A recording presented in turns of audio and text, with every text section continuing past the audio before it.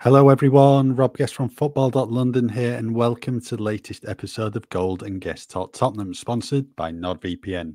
Joining me as ever, it's Alasdair Gold. Ali, you well? I am well, thanks. I hope you are. You're back from your travels to the Euros. How was it? Yeah, it was good. Managed to get to 4 games in the end. So saw Spain, Croatia, Spain, Italy, Turkey, Georgia, and Poland versus Netherlands. So yeah, 4 really good games. Decent ones. A couple of Spurs players in that bunch as well. Yeah, I think Van der Ven got about 5 or 10 minutes at the end of the Holland game. Came on, I think it was for Nathan Ake at left back. But yeah, I think that's probably about all the football he's seen so far. And Vicario with Italy just not getting any minutes with Donnarumma doing so well. So yeah, hopefully it does improve for those 2 Spurs players as the tournament progresses. Yeah. What's the organisation been like? I've seen somebody, because I know you were going as a fan. I saw some of the media have been saying the organisation's been a little bit spotty, let's put it that way. Most of the games it was all right. We read about the problems in Gelsenkirchen coming back from it, because I think some England fans were stuck there like 3.5 hours after the game, and we could see why there was a bit of a problem in terms of the trams, because they're only like 4 carriages long, and you can only take a certain amount of fans on that. So we decided to leave the game 10 minutes early, and when we're on the platform, you just heard all these like English and Scottish voices, so they'd obviously read up about it as well and thought, we'll get out of here and just avoid these problems, especially when you've got a connecting train as well when you're going elsewhere. So it's just to avoid all that issues there. Nice. But as long as you enjoyed yourself, that's the main thing. Anyone catch your eye that Tottenham must sign from the bunch that you watched? Nico Williams. Definitely Nico Williams. What a player. Really, really impressed by him. I've not even really seen much of Lamine Yamal before at Barcelona, because like La Liga's not really on Sky Sports, is it anymore, like it used to be? So he's really impressive as well. But I think there's going to be an awful lot of clubs looking at Williams ahead of next season. But I think he's got quite high wages, what could obviously prove problematic for interested clubs. Yeah, and he seems to have been quite public in saying that he wants to stay, and so's everyone at the club. Bilbao's been quite clear in saying that he's staying as well. But yeah, when you put in performances like that and everyone kind of sits up and takes notice, even if they hadn't before, I think he's going to be one that, if there's any sense that he's available, Europe's top teams are going to descend en masse to try to sign him. It's one of those where, I'm sure, as Spurs fans would just love to kind of say, yeah, him. And it's like, I think when it comes to him, unfortunately, he's probably moved into that bracket where everyone looks to sign him, which is not a good bracket for the teams sitting just below it, I suppose. Yeah. There will, of course, be a number of players who get moves from the Euros to the Premier League. Bit of a quiet time in the Premier League at the moment. There's a few clubs doing a bit of transfers, notably Everton, Aston Villa and Chelsea. Bit of a merry-go-round there. Any reason for that, do you reckon? No, none whatsoever. I can't think of anything off the top of my head. So, yeah, Tottenham, very quiet at the moment. There's only Timo Werner who's signed on loan. Spurs fans are desperate for incomings. You did the piece yesterday on the search for a new striker. Do you want to fill everyone in on that? Well, yeah. I mean, it's a difficult one, because the thing with the way Spurs operate, especially now, I kind of felt like in the Paratici era, he was a man who, we spoke about this before, would spin a lot of plates. You'd have 10 different targets on the go, and then one of them would end up being the one, but he would get certain situations with various players to a certain point that when they decided which was the one they were actually going to go for, they pulled the trigger and went for that player.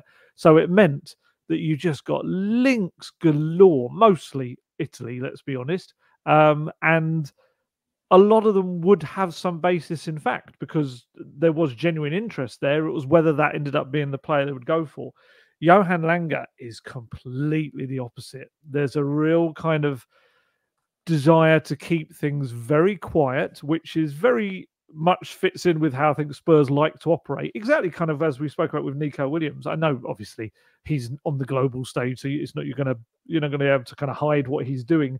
But Spurs do like to try to get a deal advanced to a very late stage before anyone can really start to find out about it. And I was speaking to Jurgen, sporting director at Bose Anderson, a couple of weeks back, whenever it was it May?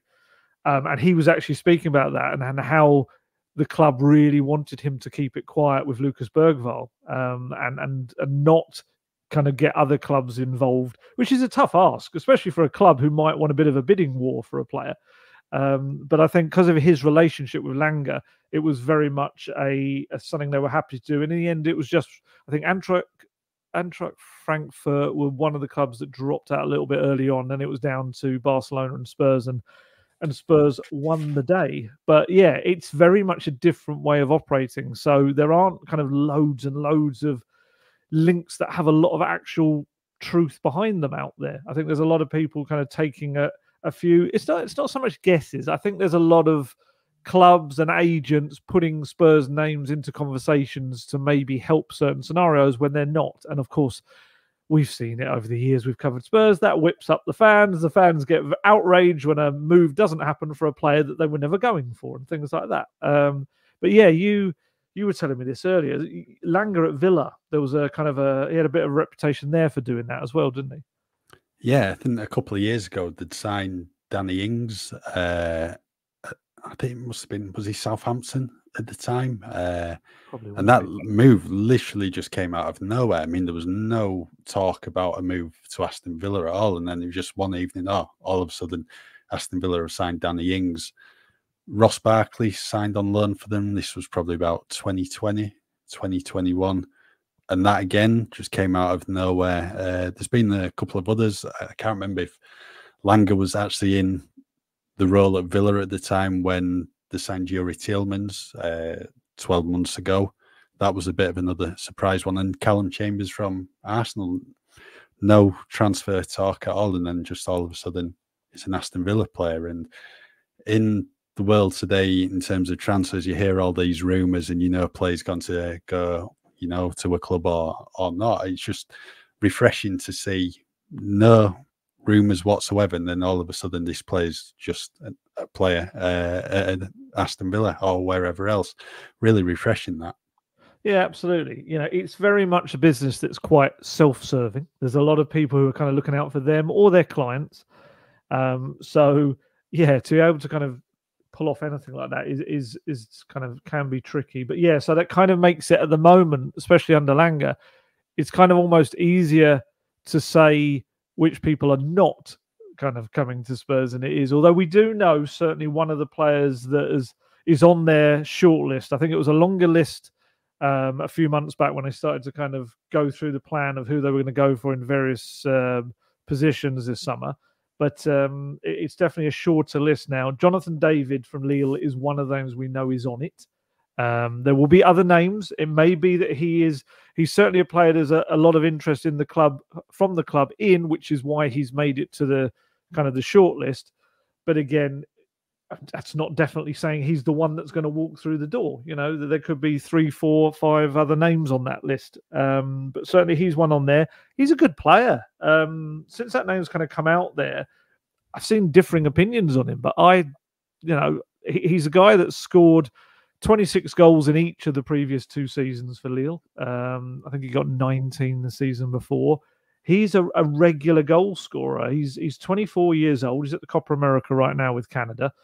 26 goals in 47 matches this season. I think maybe it's because his contract runs out next summer.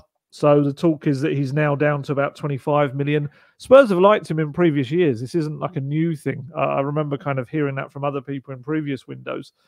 But obviously in previous windows, he was free scoring, but had lots of contract length. So his fee was more. And it kind of, there's this, it's almost like a dirty word now, isn't it? When they're like, 1 year in their contract, it's like a bad thing. I guess the phrase that's often used is cheaper option, whereas we saw last season, the likes of Van der Ven and Vicario, considered the cheaper options, were actually perfect for Tottenham. So sometimes if you can get a player you want in a certain position and that allows you to put more money towards another position, let's say, for example, I don't know, Eze in the midfield, then it's not, it's not the worst thing in the world. He certainly seems to be a talented player. So yeah, he's definitely one that seems to be on the list. But like I say, there will be others. That's not to say he's the one that's going to be holding the shirt at the end of this process. There's a few that kind of, I think, previously were on the shortlist but haven't kind of got to. It kind of sounds like we're talking about The Apprentice. Like, you haven't made it round through to the final round.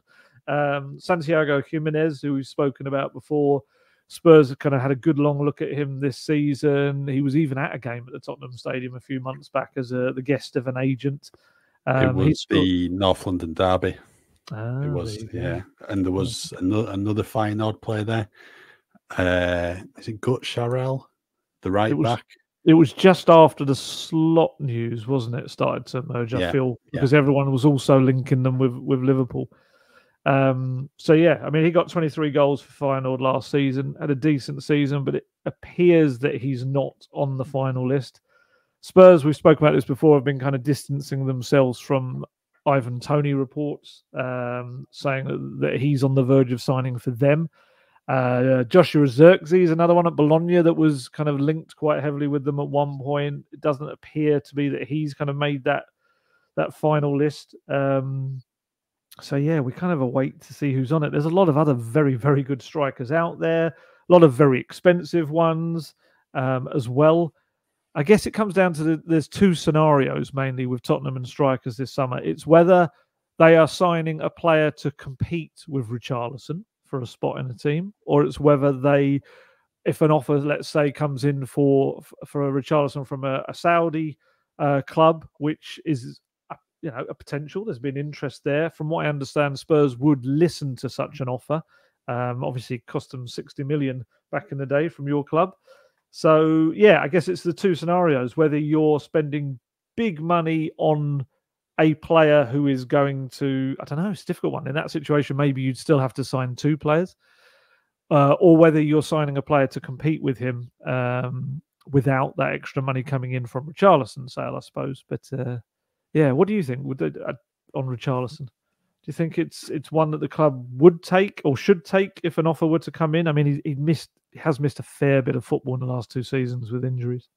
Yeah, he's missed a few games, but I think he's still played more than Ryan Sessegnon did, I think, across 4 seasons in his 2 seasons. True. I'm not sure that's the best barometer, but I know what you mean. But you see where I'm coming from.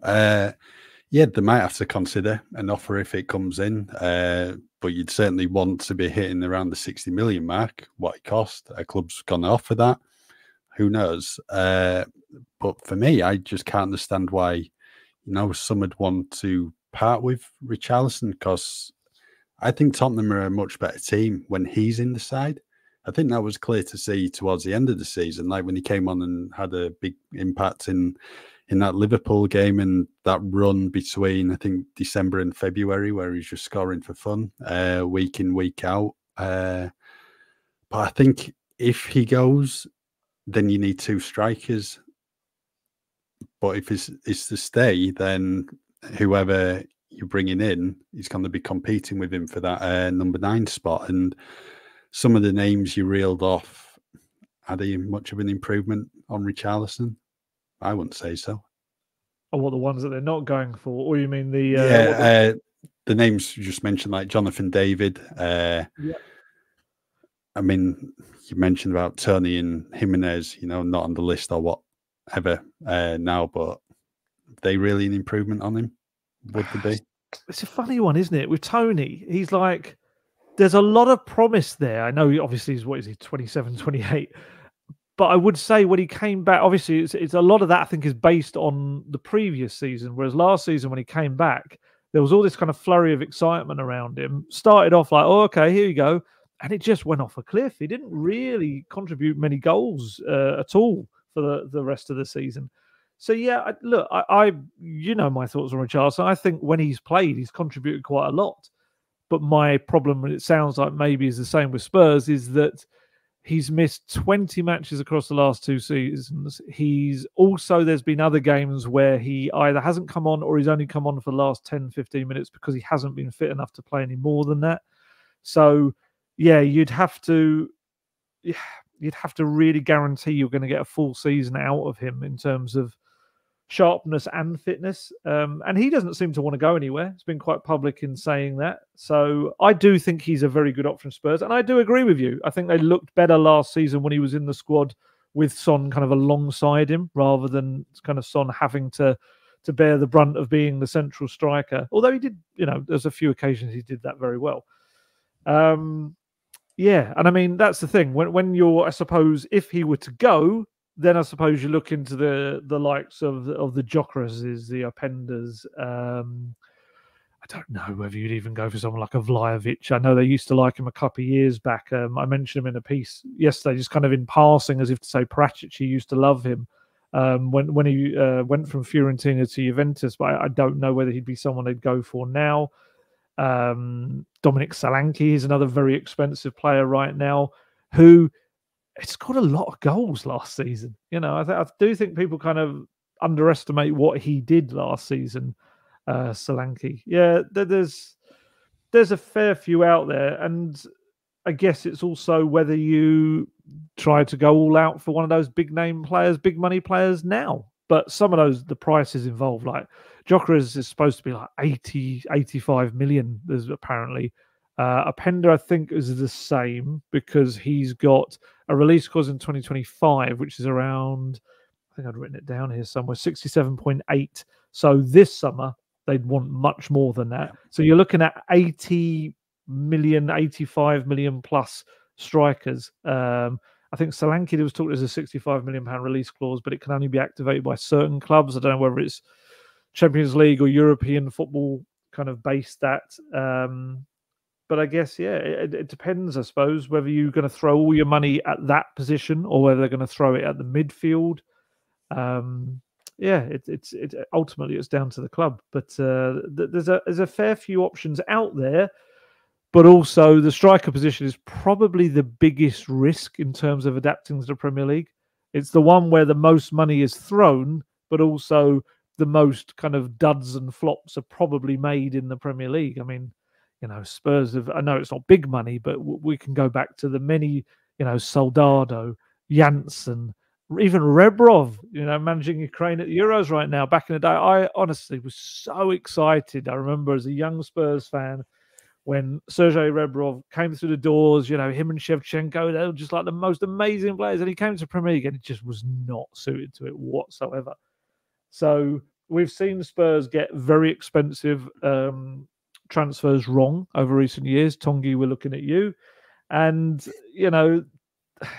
it's a difficult one. There's a lot of players out there who look absolutely fantastic, and they may well be, but it's probably, like I say, the area of the biggest risk, and you've got to drill into that data. That's a good thing, I suppose, about Johan Lange as well. There's a lot of database stuff with him and Frederick Lerth and Rob McKenzie. So it won't be on any kind of hunch. It will be based on the data and based on how they fit Postecoglou's system and whether Postecoglou wants them. That's going to be the biggest issue or biggest kind of, I suppose, benefit actually to any signing is that Postecoglou knows who he wants from the list that they give him and also ones that he will have suggested. And that maybe is why the recruitment's been stronger in the last, 12, 18 months or so than it had previously. I think with Gyökeres, is it 100 million euros release clause? What's about 85 million? Realistically, how many times do you see clubs activate a release clause of that price? You can always negotiate down, and that's what Daniel Levy, of course, would do if he came to that situation. But I think with Gyökeres, and in terms of taking a gamble, that gamble should have been 12 months ago. Yeah. Well, that's the thing. He's got the experience of the English league, hasn't he? Yeah. Could have got him for 20, 25 million. If it didn't work out, fine, move him on. You'd probably still get around that price tag. It's an even bigger gamble bringing in a striker for 85 million, who's never played in the Premier League. Well, I was going to say, would that cause any doubts his time in England that maybe he didn't kind of explode into the Premier League player then that everyone would have expected? I don't know. I mean, I don't know how many games he played at Brighton, but he was only a young lad at Brighton, and Yeah, it's probably one of the early deals that's, not worked out for them, because the amount of players you've seen come in like McAllister, Caicedo have then moved on for big money elsewhere. Gyökeres, he proved at Coventry how good a player he is, and I've said it a number of times on the pod. I can't believe a Premier League club didn't move for him 12 months ago, because he's a goal scorer, he's strong, his hold-up play is really good. But we'll wait and see what happens with him this summer. But that'd be an awful lot of money on him. Arsenal most linked with him, haven't they, really? Yeah, Arsenal have been heavily linked with him this summer, because they're, I think, desperate for a new number 9 as well. I think Solanke would be all right, but not for 65 million. No, I agree. I think that's a big price tag on him. I think in the Postecoglou system, I think he'd be terrific. I really do. I kind of feel like he's been discounted. I don't know whether it's just, I don't know, because he's, I don't know, maybe we just, the lure of kind of foreign signings is more exciting sometimes. But I think he's Premier League proven. Kind of feels like he's got over the injury issues that he maybe used to have that would keep him out of a few games. I just think, I think he'd be brilliant in the Postecoglou system, but maybe I'm seeing something else. I don't know. Yeah, Spurs just need someone who can put the ball in the net, because the amount of times the ball comes across, the 6-yard line or wherever, if it's Brennan Johnson and Son putting the balls in, if they just had that goal scorer in there, they'd score a hatful in Postecoglou's team, especially if everything, clicks into gear next season and they go up another level. And people are always going to point at bringing in Harry Kane's long-term replacement. It's going to be so hard to do that, because how many strikers in the world are better than Harry Kane? Can I just bring him back? Is there anyone? Yeah. That would be lovely. Yeah, it's going to be a big challenge this summer to bring in, a proven goal scorer. Spurs just need like a penalty box striker, someone who just stays in between the width of the goal and can, score. What he wants, isn't it? That's it. That was the interesting thing we were going to have with Kane, was that Kane loves to come back. And funny enough, we're kind of seeing it with England at these Euros. I think Postecoglou would have wanted him to stay quite high up the pitch and just finish everything off. I still sometimes daydream about the amount of goals he would have scored last season for Spurs. Look, don't get me wrong. He did very well at Bayern. He scored a ridiculous amount of goals for them. But I do still wonder. I mean, I think he would have scored. I think he would have been top scorer in the Premier League without hesitation, I think, in the Postecoglou system, just purely because of the chances that would have been created for him. But alas, not to be. Yeah, maybe there is a surprise name coming up at some point soon in terms of this new striker. Yeah. Yeah, I think Jonathan David's done really well at Lille. But he's been linked with a move to the Premier League for a few years now, and it's not quite come to fruition just yet. But looking at his numbers, he's always improved season upon season. It's just last season where he got exactly the same amount. I think it was 26 goals. But even still, that's still a really good total in all competitions. And he can play as a striker or a number 10, like a support striker. So feasibly, you could play him with Richarlison as well if you needed to in games. Yeah, sounds like he's got all the attributes you want, strong, good hold-up play, good with his head as well, bit of pace about him. Someone's going to take a chance on him at some point. If it's not this summer, you're probably just going to question when, because I can remember like Koulibaly at Napoli was linked with a Premier League move for years, and he just never happened up until a couple of years ago when Chelsea got him, and then 1 year, that was it at Stamford Bridge. So, yeah, there's always been a lot of interest in Jonathan David. It's just a case of, a club taking a chance, and they may well do that this summer, especially with him entering the final 12 months of his contract, be able to sign him much cheaper. Yeah, there's a few, isn't there? Chelsea and West Ham, excuse me, have certainly been linked in the last few weeks. I think Man U, there's been some talk that he's maybe on their radar as well. So, yeah, there's quite a few. There's quite a few out there that I'm sure are keeping an eye on him. It's about the groundwork, I suppose, that you do with the player as well. Because I was kind of thinking about this yesterday, about the difficulty in trying to do deals for players at the Euros and the Copa America. And we're starting to see a few go through for players that are at those tournaments. But kind of like I hinted at there, you do wonder how much of the groundwork was already laid before those tournaments. You made that point kind of before we came on air very well. Yeah, in terms of the Ian Matson deal from Chelsea to Aston Villa, I think there were a report the other day it had his medical in the Dutch camp. But a lot of the groundwork could have been made, well before the tournaments. He was initially in the provisional squad, I think, then got dropped, and because there was a couple of injuries, he was a late call-up. So a lot of that stuff maybe could have been done before he headed to Germany with the national team. I don't know. But it's a difficult one, because really, if you're in charge of the national team, do you want, someone coming in from a club to conduct a medical and that when you should be, working towards the games you're preparing for? It's more, I suppose that element isn't awful if it's a short kind of medical. Yeah. I think more it's the distractions of everything going on and negotiations and things like that that can affect players, and it can affect, I suppose, just different terms of the chemistry within a national team setup. But yeah, I mean, it's not to say it doesn't happen. I have to ask you though, as we kind of skipped over it at the start, and it is something that probably we should discuss slightly. What do you make of the kind of trading between the clubs that are affected by the profit and sustainability rules? I know you've got a slight kind of vested interest in this, but I think we'll probably find that our views probably align on this. What have you made of this little circle? Forest are kind of the only ones who haven't actually been getting involved, and they probably really need to. I mean, they're separate deals. They're not swap deals, are they? No, definitely not. But if there's a loophole there, exploit it. Yeah, I don't see the issue with that. Yeah, they're just clubs helping each other out. Yes, personally, I don't think if the rules allow it, then I don't really see a problem with it.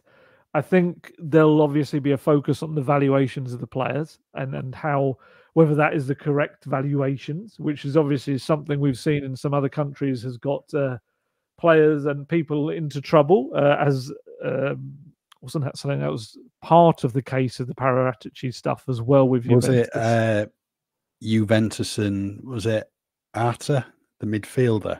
It might have been. Barcelona had him down to like 80 million.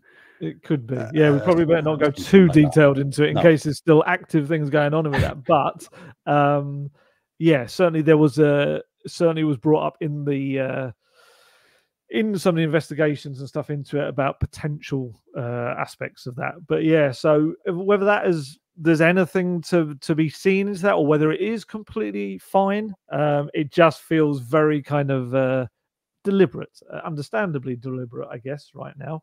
And I wonder whether the likes of Daniel Levy are kind of like cursing at the sky kind of thing, because yeah, it's a loophole and it's a way out when maybe some of those clubs, particularly Chelsea, I guess, for Spurs, might have been ripe for some raids at the end of this window.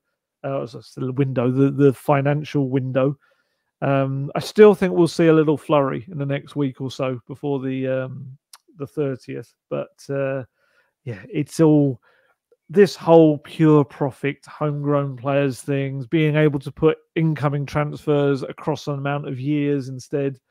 It's all very, very calculated and deliberate. And yeah, I'm intrigued to see kind of what comes of it. But yeah, as I say, if it's there and you can do it, then that's absolutely fine. Crack on and do it. Everton now suddenly becoming free spending again, aren't they? You got another one that was coming in as well, I saw. Yeah, maybe Iliman Ndiaye from Marseille, a lad who was at Sheffield United.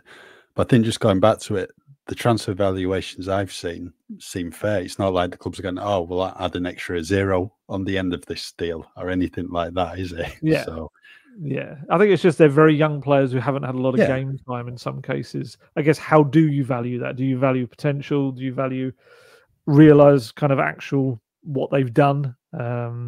But yes, I'm sure at the next Premier League meeting between all the clubs, there's going to be a lot of clubs not happy about it. But again, if it's within the rules, it's within the rules. Yep. Right, we're at the halfway stage of the pod. Ali, do you want to let everyone know about the benefits of using NordVPN?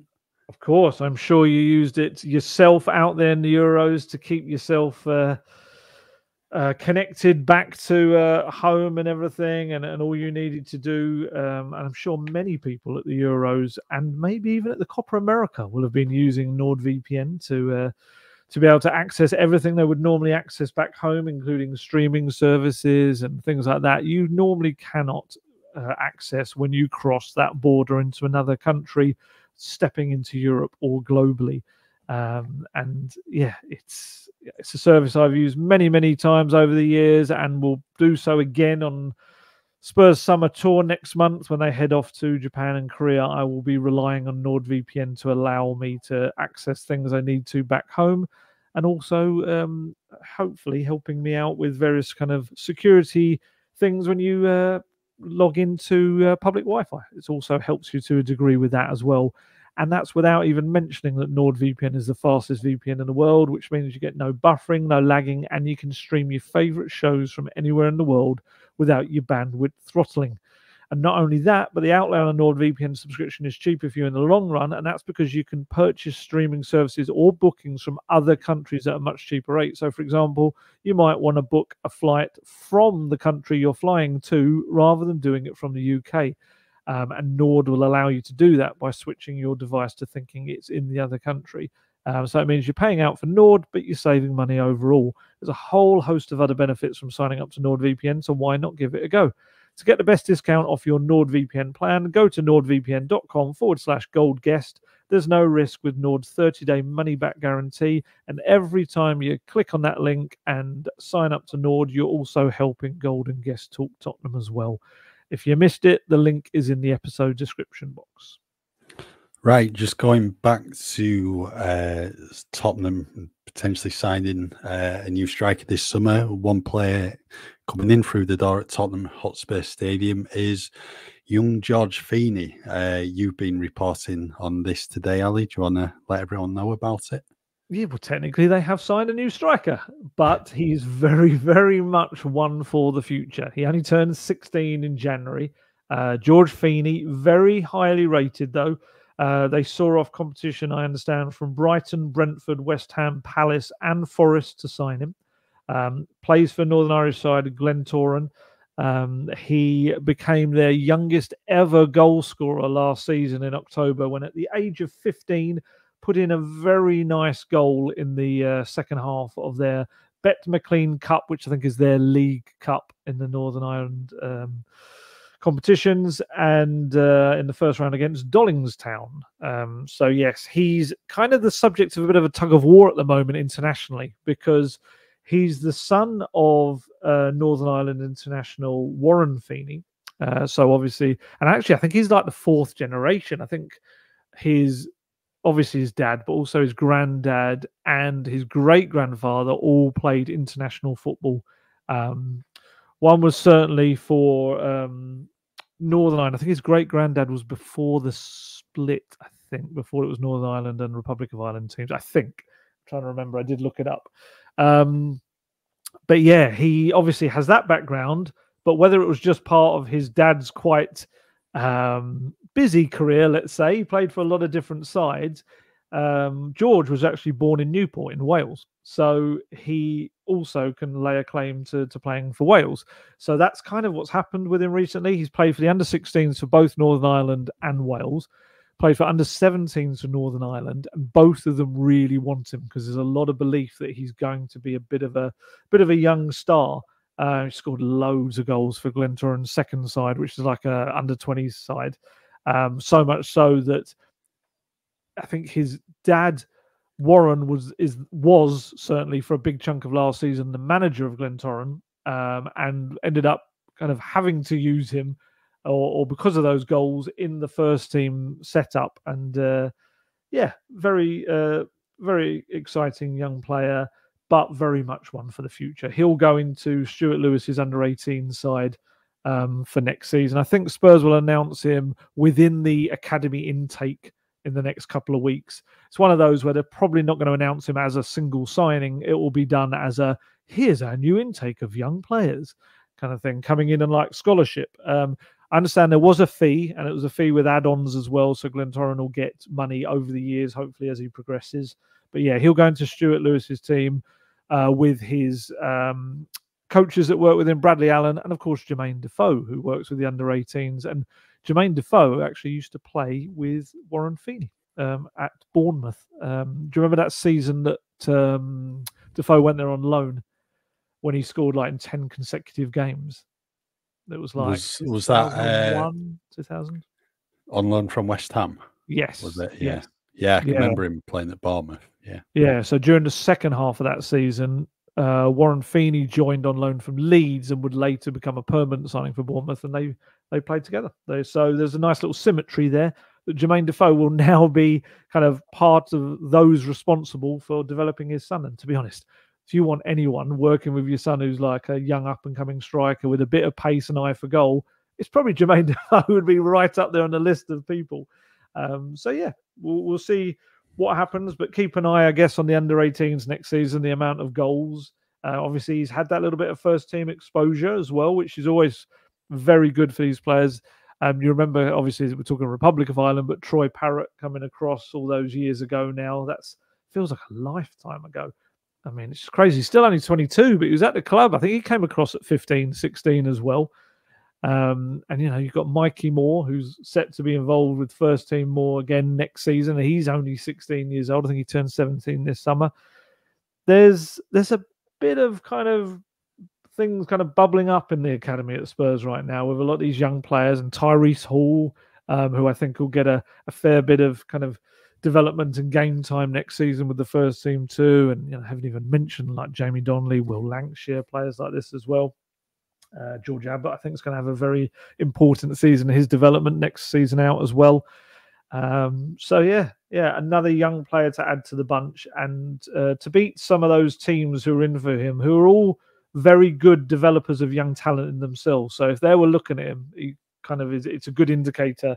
The likes of Brighton, of Palace and Brentford and West Ham as well, to be fair. There's going to be something about him. So we'll keep an eye. It's a long road ahead, as we've seen with many of the young players, but hopefully it'll become something for Spurs in the future. That'd be great. Yeah. Let's discuss Tottenham's brand new away kit now then, because that was released on Monday morning. I think everyone had already seen the images doing the round on social media in the weeks and months prior to the release. It's a bit of a throwback, 80s vibe, light blue. Probably fair to say it's split opinion amongst the fans, yes, as ever. You a fan of it? I can't decide. There's a part of me that likes some of the aspects of the colours, and I like the badge being in the middle, but that is kind of offset completely by then having Nike off to one side. Kind of feel like it had to all be central in that respect. But there's also a part of me that feels it looks a little bit like wallpaper from the 80s rather than a real kind of Spurs type kit. It's one of those where, yes, it looks a bit better on the players than it did, as they always do, than it looked like on a hanger or just laid out in those photos we always see on social media in the months ahead. I guess the most important thing is that they win in it. They had one kit in particular last year, didn't they? Was it the third kit that was just dreadful for them? They had very little success in it, other than winning at Luton. I remember that one. So ultimately, it doesn't particularly matter what they look like, as long as the players can all be distinguished when they're trying to pick each other out with passes, and that they win in it. But it's the prices that still absolutely just boggle my mind. As with the home ones, 125 quid if you want the elite shirt that the players wear, or £85 if you want the stadium version for the lowly types like ourselves who aren't professional footballers. It's too much money. It's too much money for a football shirt. And yeah, the video was quite fun, the campaign video. Some of the kind of a different batch of players to the home one. seeing the likes of Sarr and Van der Ven, Dragishin, Porro. There's the ladies players as well. Martha Thomas, one of them. It was, it's a fun little kind of 80s retro. I was going to say Stranger Things, but not quite that kind of vibe though from that era. Just as long as it brings them success, that's all I really care about. Yeah, I don't mind it, to be honest. I like the colours of it. I like the cuffs. I think they're really smart with the yellow. Navy and white on. Reminds me of, I used to have a Juventus away shirt from 20 years ago, 04-05. Very similar to that design with the badge centrally, the night tick to the right, up high. And that was a number of lines, started really thick and then, went really thin as it went on. Very similar to that. And the shirt does look a lot better than the leaked image, which we're doing around there, always does. So, I don't think it's a bad one. Not as nice as the navy one from last season, but I think a big improvement on probably the Torp Haze one, which was the official name of the colour. I still like watching that YouTube video where it was a young kit expert from Spain, and he was talking about that kit, and he just called it caca like that. And I think we kind of know what that means. He was not a fan, but I think I think Romero will like it. It's got a bit of an Argentina vibe, very slightly to it. Yeah, it's not a bad shirt, and let's be honest, Spurs are only going to have it for 1 year, and they might not even wear it that much, because I can remember the year they got to the Champions League final, they had the second shirt was navy with light blue arms, or on the top anyway, and that was only worn twice, maybe. That all it was, really. I think was it away at Huddersfield, certainly away at Fulham, where Harry Winks scored in the last minute. But whenever Spurs were away, they just always wore the green shirt. Do you remember who put in the cross for Harry Winks? Georgian Kudo. Oh, yes. Yeah. I remember asking Poch about him after the game, and it was like one of the rare chances I actually got to ask him about Julius Kevin Nkudu. And it was like, that was it. And I remember him saying, if he keeps doing that, then he's got a chance. And it was like, whoop, he just vanished after that again. It was like, thanks for coming. Because I can remember Nkudu tweeted after the game, it was like, remember me, or something with like an emoji waving or something like that. But if he was as good on the pitch as he was on social media, he would have been amazing for Spurs. Right, something else to talk about now, match ticket prices. Big talking point. They've increased second year in a row. What it looks like now for Category A matches against the likes of Arsenal, Chelsea, Liverpool, Man City, Man United, Newcastle are Category A. I'm surprised at that, but there we go. Tickets will cost between £71 and £109 for adults. Category B, some of the teams in there: Aston Villa, Brentford, Brighton, Palace, Everton. Adult tickets you're looking at between £49 and £96. Extortionate, those prices. So much. I mean, even category C, isn't it? 38 quid to 81. Obviously, we're not saying there's various concession ones as well, but just the main adult prices. Category C's only got Bournemouth, Ipswich, Leicester, and Southampton in it. It's just, I mean, look, if you were to look at it, and I'm sure this is the way Spurs will try and look at it. If you look at it, I mean, this is their little bit within their announcement. It's probably the best way to say it. Earlier this month, the club met with Tottenham Hotspur Supporters Trust to discuss the pricing models being considered for the 24-25 season. There will be an increase on match ticket prices to allow for inflation: £6 on a Category A ticket and £1 on Category B and C. So, if you're going to look at it like that, it sounds like, it's only £1 thing. Although, if you look in the Trust statement, Trust were very unhappy about it, the Supporters Trust, because they feel like there wasn't proper consultation done for it, and it was only one meeting a fortnight or so before the announcement anyway. So, but they say that they managed to get them to go down to £1 on B and C, so that would have gone up more. It's more the fact of how expensive, I guess, they are already. They are already up there with among the most expensive matchday tickets in the Premier League. And look, we do live, unfortunately, in a world where it's about supply and demand. So if that stadium is selling out week in, week out, it's going to be a scenario where clubs will be able to say, well, there you go, pay more because someone else is if you're not going to. And it's a rubbish way kind of that sport is going. I know certainly when we've had American listeners to the pod or people that read our articles on football.london have come to us and said, in America, the prices for sporting games are just way, way, way more than that. They're like the most expensive things going. But it doesn't make it kind of feel any better. And I guess when you look at it as a club that they put up the season ticket prices by 6%, and then made that even worse by the decision over senior concession tickets, which are being phased out season tickets for the older fans, and kind of being reduced in the years ahead until that happens. To have done that, and then match tickets went up last season as well. It's just, you look at the kind of amount that brings in and you kind of think, well, the massive increase you've had in the TV deal that comes into effect in a couple of, is it next season, isn't it? It's not this one coming, it's the one after, I think, the new TV deal. I feel like it's 25, 26, which is like the biggest deal of ever in the world, in the universe kind of thing. It's just this huge thing. And you wonder whether the couple of million that they get from raising these prices, is it as necessary? But then they could also say, well, hey, that goes back into the transfers and things like that people want. But yeah, it's very, very expensive now to go and watch Tottenham Hotspur in action. And it is taking it away, I guess, from the fan base. I guess I know it's a bit of a cliche, but your average person, your normal person, your normal working person, maybe now is being priced out of seeing games of football, which kind of used to be this passion, this hobby, and is now becoming maybe more of a luxury item in people's lives, which is a massive shame. But yeah, unfortunately, they are just going to probably going to keep rising. That's just the way of the world.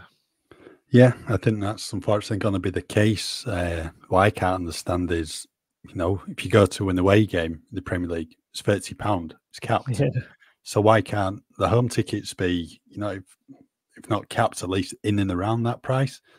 Because, the away end at Tottenham Hotspur Stadium, if you're in the home end either side of that, you could be paying double, or even more for a similar view. So I can't understand that. And when you look at like the prices in the Bundesliga, they're cheap, and you always get your match travel included in that price as well. And then you look at the Premier League, £109 to go watch Tottenham against Arsenal or Spurs against Chelsea. You just can't. I don't know what to say about it. It's just so wrong.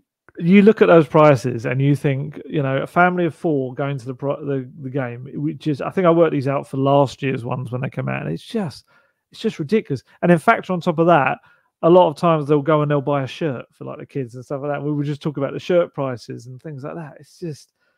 It's like going to a match with a family probably costs you roughly the same as it would to go on holiday now, which is just mad. I don't know whether you can cap prices though, or how effective you can, because I guess there's all ways out of that, maybe like restriction of trade and things like that. There's kind of ways that they could argue against that. But yeah, like I say, if that stadium is selling out week in, week out as a business, it's just the way it's going to go. And I'm not saying people like don't turn up or anything like that. But essentially, while there is that supply, while there is that demand, there's always going to be high prices. I suppose it's the same for other forms of entertainment, isn't it? Like concerts and things like that across the world and whatever. But yeah, doesn't make it any easier to digest. No, I mean, those prices aren't coming down, are they? They're really going to come down if like no one's turning up. Yeah, and that's just not going to happen. So it's such a global thing. There are so many people now who kind of their travel isn't getting a bus or getting in their car. It's actually they will book flights for games, and the amount of people I have messaged me saying like, what's the best way to do this and get tickets? I don't know. I don't know. It's been a long time since I did. Nowadays, we're in the fortunate position that we reporting them as media. So as a separate licensing agency that kind of give us accreditation. I wouldn't even want to step into that world nowadays. That just, it would just be so expensive. I don't know how people afford it, and fair play to the ones who do. Yeah, especially the ones who travel home and away week in, week out, because the amount of money you spend on travel as well in this country. So, yeah. Right. I think that's it for today's latest episode of Gold and Guest Talk Tottenham. We'll be back next week. Yeah. Probably. Yeah, next week. Yeah, unless something happens as this week goes on. It requires a second pod. It may well do. Yep. It would be nice if there's a transfer to talk about. We'll have to wait and see. But, you know, from tomorrow, it's only 3 weeks till Spurs' first pre-season game. Yeah, I think they're back from July the 6th. Is that the Saturday? I think that's when the players are back.